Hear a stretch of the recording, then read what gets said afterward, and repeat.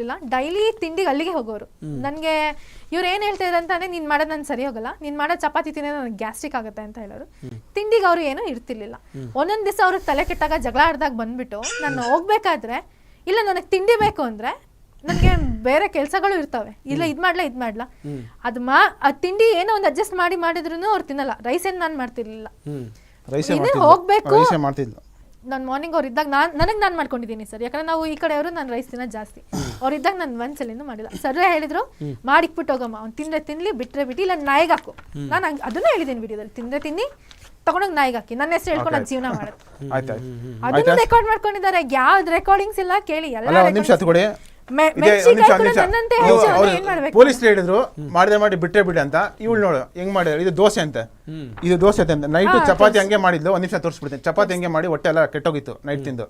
4-4 ಸಲ ವಾಶ್ರೂಮ್ ಹೋಗಿನಿ. ಮಾರ್ನಿಂಗ್ ದೋಸೆ ಹಿಂಗೆ ಹಾಕಿದಾರೆ, ಹಿಂಗೆ ತಿಂದಿನಿ. ಮತ್ತೆ ಹೋಗಿ ಆಫೀಸ್ಗೆ ಹೋದಾಗ 3-4 ಟೈಮ್ಸ್ ಆಗಿದೆ. ನಾನು ಫೋನ್ ಮಾಡಿ ಹೇಳಿದೆ, ನೋಡಿ ಹಿಂಗೆಲ್ಲ ಮಾಡಬೇಡ. ಅದೇನ್ ಸರ್ ಅದು ಇನ್ನೊಂದು ಡಾನ್ಸ್ ವಿಡಿಯೋ ಎಲ್ಲ ಕೊಟ್ಬಿಟ್ಟಿದ್ದೀರಾ? ಅದೇನ್ ಡಾನ್ಸ್? ಒಂದ್ ನಿಮಿಷ ತೋರಿಸ್ತೀನಿ ಅದನ್ನ ತೋರಿಸ್ತೀನಿ. ಅಲ್ಲ ತೋರಿಸ್ತೀನಿ, ಒಂದ್ ನಿಮಿಷ ಸರಿ ರೆಕಾರ್ಡಿಂಗ್ ತೋರಿಸ್ಬಿಡಿ. ನಂದು ಕ್ಲಾರಿಫೈ ಮಾಡ್ಕೊಂಬಿಡಿ. ಅವತ್ತು ಆಫೀಸ್ಗೆ ಹೋಗ್ಬೇಕಾಗಿತ್ತು, ಎಮರ್ಜೆನ್ಸಿ ದೋಸೆ ಮಾಡಿದ್ರು. ಅವತ್ತು ಟೊಮೆಟೊ ಗೊಜ್ಜು ಮಾಡಿ ದೋಸೆ ಮಾಡಿದೀನಿ. ಎಲ್ಲಾ ದೋಸೆ ನೀಟಾಗಿ ಬಂದಿದೆ. ಒಂದು ದೋಸೆ ಎತ್ತಕ್ ಹೋಗಿ ಉಲ್ಟಾ ಪಲ್ಟಾ ಆಗಿದೆ. ನಾನು ತಿನ್ನಲ್ಲ ಅಂತ ವಿಡಿಯೋ ಮಾಡ್ಕೊಂಡು ಹೋಗಿದ್ದಾರೆ. ಆ ದೋಸೆ ಫೋಟೋ ನಾನು ತೋರಿಸ್ತೀನಿ ನಿಮ್ಗೆ. ಒಂದ್ ನಿಮಿಷ ಬಿಡಿ. ಅದೆಲ್ಲ ಡಾನ್ಸ್ ಮಾಡಿದಾಳೆ, ಆ ಫೋಟೋವನ್ನೆಲ್ಲ ಕಡೆ ಕೊಡ್ತಿದ್ರಲ್ಲ ನೀವು. ಅಂದ್ರೆ ಏನದು ಫೋಟೋ ಡ್ಯಾನ್ಸ್ ಅಂದ್ರೆ? ಈಗ ನೋಡಿ, ನಾನು ಕೆಲಸ ಮಾಡ್ತಾ ಇದ್ದೀನಿ. ಕೆಲಸ ಮಾಡಿದ ಟೈಮ್ನ ವರ್ಕ್ ಫ್ರಮ್ ಹೋಮ್ ಇರುತ್ತೆ. ಅಂದ್ರೆ ನೀವು ಸಾಫ್ಟ್ವೇರ್ ಇಂಜಿನಿಯರ್ಗೆ 3 days ಆಫೀಸ್ಗೆ ಹೋಗ್ಬೇಕು, 2 days ವರ್ಕ್ ಫ್ರಮ್ ಹೋಮ್ ಕೊಡ್ತಾರೆ. ನಾನು ವರ್ಕ್ ಫ್ರಮ್ ಹೋಮ್ ಇರ್ತೀನಿ, ಇವಳು ಅಡುಗೆ ಮಾಡಿ ಕೆಲಸ ನಾನು ಮಾತಾಡ್ತಿರೋ. ಅಲ್ಲ ಒಂದ್ ನಿಮಿಷ ನಾನು ಮಾತಾಡ್ತೀನಿ, ಅಡ್ಡ ಬರಬೇಕು. ನಾನು ಮಾತಾಡ್ತಿರೋ ಟೈಮ್ ದಯವಿಟ್ಟು ಅಡ್ಡ ಬರಬೇಡಿ, ಯಾಕಂದ್ರೆ ಫ್ಲೋ ಮಿಸ್ ಆಗುತ್ತೆ. ನಾನು ಆಫೀಸಲ್ಲಿ ಕೆಲಸ ಮಾಡ್ಕೊಂಡು ಬಂದಮೇಲೆ ವರ್ಕ್ ಫ್ರಮ್ ಹೋಮ್ ಇರುತ್ತೆ. ಕೆಲವೊಂದು ಟೈಮಲ್ಲಿ ನೈಟಲ್ಲೂ US ಕ್ಲೈಂಟ್ಸ್ ಎಲ್ಲ ಅಟೆಂಡ್ ಆಗಬೇಕಂದ್ರೆ 8 ಗಂಟೆ ಆದಮೇಲೆ ಈ ಟೈಮಲ್ಲಿ ಕಾಲ್ ಇರುತ್ತೆ, 8 ಗಂಟೆ ಆ ಟೈಪಲ್ಲಿ. ಸೊ ಆ ಟೈಮಲ್ಲಿ ಕಾಲಿದ್ದಾಗ ಇವಳು ಬೇಕಾದ್ರೆ ಬಂದು ಜಗಳ ತೆಗೋಣ ನನ್ನ ಹತ್ರ, ಚಿಕ್ಕ ಪುಟ್ಟ ವಿಚಾರಕ್ಕೂ. ನನಗೆ ದುಡ್ಡು ಕೊಟ್ಟಿಲ್ಲ, ಅದು ಮಾಡಲಿಲ್ಲ, ಇದು ಮಾಡಲಿಲ್ಲ ಅಂತ ಜಗಳ ಆಡೋದು. ನನ್ನ ಮುಂದೆ ಬಂದು ಡಿಸ್ಟರ್ಬೆನ್ಸ್ ಮಾಡೋದು. ನಿನ್ನ ಕೆಲಸ ನೋಡಿ ಸರ್, ನೀವು ಕೆಲಸ ಮಾಡ್ತಾ ಇದ್ರಿಲ್ಲ, ಇವಾಗ ಯಾರನ್ನ ಬಂದು ನಿಮ್ಮ ಮುಂದೆ ಡ್ಯಾನ್ಸ್ ಮಾಡಿದ್ರೆ ನಿಮಗೆ ಇವಾಗ ನಮ್ಮ ಹತ್ರ ಮಾತಾಡ್ತೀರಾ. ಅಸ್ಯೂಮ್ ದಟ್ US ಕ್ಲೈಂಟ್ ಎಲ್ಲ ಕೂತ್ಕೊಂಡಿರ್ತಾನೆ, ನಾನು ಅವನಿಗೆ ಮೀಟಿಂಗ್ ಮಾಡ್ತಾ ಇದ್ದೀನಿ.